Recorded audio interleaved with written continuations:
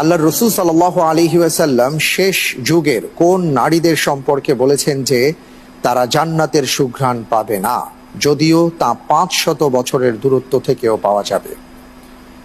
এ, যারা স্বামীর আনুগত্য অস্বীকার করবে। বি, যারা সালাতে অবহেলা প্রদর্শন করবে। সি, কাপড় পরলেও বিবস্ত্র দেখাবে। ডি, যে নারীরা একের কথা অন্যের কাছে গিয়ে বলবে।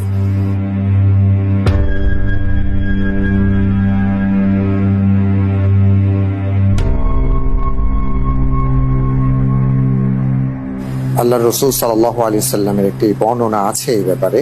জি, আমি এই প্রশ্নের উত্তর হিসাবে সি বেছে নিচ্ছি। আচ্ছা, যারা কাপড় পরলেও বিবস্ত্র দেখাবে। জি, ঠিক আছে, আমি কি লক করে দিব? জি, ইনশাআল্লাহ। ঠিক তো? ইনশাআল্লাহ। ইনশাআল্লাহ লক করে দেওয়া হোক। সি, কাপড়